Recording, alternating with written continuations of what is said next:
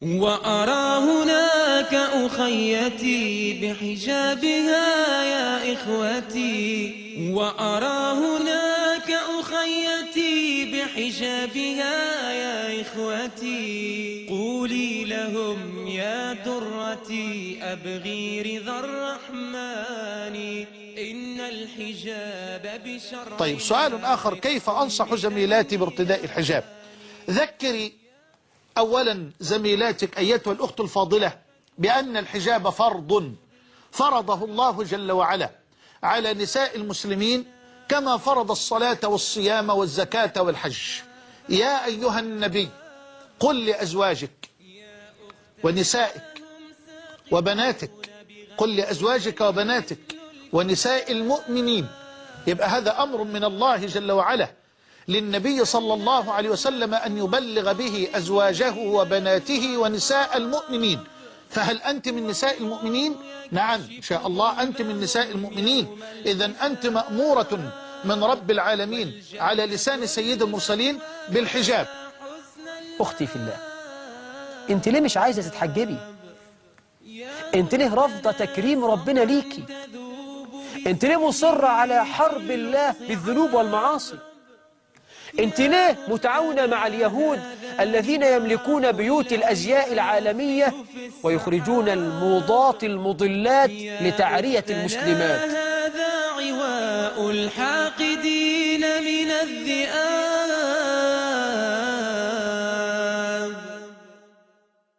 يا نفس كف عن العصيان واكتسبي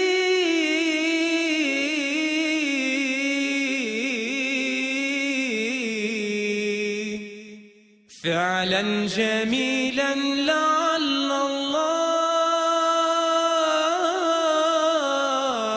يرحمني. ادي اول شبهه. الشبهه الثانيه بتقول لما اقتنع، فبنقول لها حاجه نرد عليها بقى، نقول لها ايه؟ ديننا اسمه الاسلام. اسمه ايه؟ اسمه الاسلام. يعني ايه الاسلام؟ يعني الاذعان والخضوع والاستسلام لامر الخالق سبحانه وتعالى. يعني بالبلد كده سمعنا واطعنا. خد بالك. وبعدين اللي مش محجبه مش مستسلمه لامر الله سبحانه وتعالى. ما بقولش مش مسلمه، احسن حد يسمع غلط. بقول مش مستسلمه لامر الله، لان ربنا قال: وما كان لمؤمن ولا مؤمنه اذا قضى الله ورسوله امرا ان يكون لهم الخيره من امرهم. جميل قوي. خدي بالك اختي الفاضله، سيدنا ابراهيم عليه السلام طبعا عارفاه خليل الرحمن. سيدنا ابراهيم مجرد ما شاف رؤيه في المنام ان هو يذبح ابنه اسماعيل، عمل ايه؟ دي مجرد رؤيه، لكن ابن عباس قال رؤيا الانبياء وحي. تمام؟ بمجرد انه شاف رؤيه قام عشان يذبح اسماعيل عليه السلام، بمجرد رؤيه. طبعا ما يجيش والد حضرتك ولا والد حضرتك يقول: يا بني اني ارى في المنام اني اذبحك. قول له: يا عم الحاج ربنا يبارك فيك، قبل ما تنام اتغطى كويس يعني. خد بالك. لا ده يعني ده سيدنا ابراهيم يعني حاجه ثانيه، يعني ده كان وحي يعني. تمام؟ يبقى اذا سيدنا ابراهيم بينفذ امر رغم ان هو وحي، مجرد رؤيه، رغم ان هو مجرد رؤيه جت في وحي. تمام؟ فمن باب اولى ان انت تنفذي امر ربنا سبحانه وتعالى الذي جاء صريحا: يدنين عليهن من جلابيبهن. الحديث رواه مسلم من حديث ابي هريره قال صلى الله عليه وسلم: صنفان من اهل النار لم ارهما. الله اكبر، لم ارهما. هذه من معجزات النبي عليه الصلاه والسلام. صنفان من اهل النار لم ارهما: رجال معهم صياط كأذناب البقر يضربون بها الناس. عارف الكرباج؟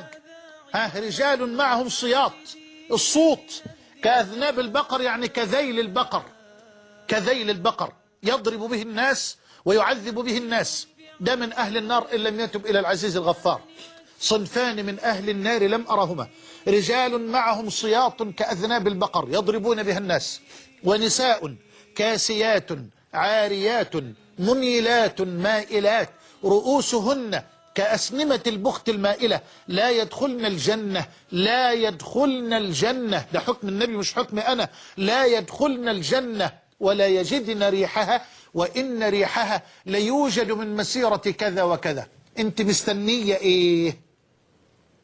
يضربون بها الناس، ونساء كاسيات عاريات تكسو شيئا وتعري وتكشف شيئا آخر.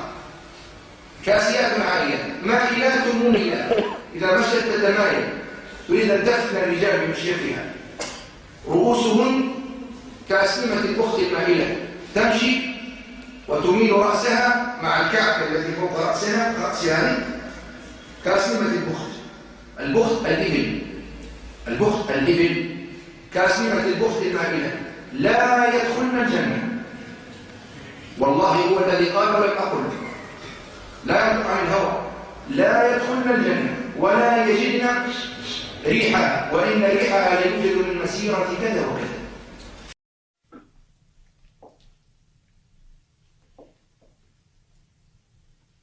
مثل عقلك ظاهرة هيك؟ شو بيقولوا عليك الناس؟ هيك وجهك شو تعبان؟ وعيونك منفخة كأنك واعية من النوم. لا لا لا لا لا لا، لازم تحطي على القليل شوية ميك اب، شوي بس، ما حدا حيلاحظ. شو انت رايحة على عزاء؟ شو هالعباية هاي؟ شوفي شكلك فيها مثل الكيس. بدك أصحابك يتمسخروا عليك؟ شو بدك إياهم يقولوا عنك؟ ما لقيت تلبس غير عباية الماما؟ لازم نلاقي لك عباية يكون تلبقلك. بعدين مين قال لك إنه الحجاب لازم يغطي كل شعرك؟ لا هالحياة شوي. الشباب ما رح ياكلوكي.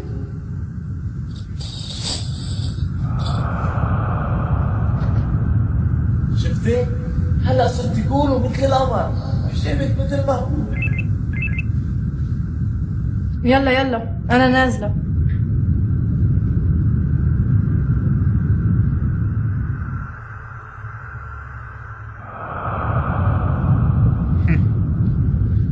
قال حجاب قال.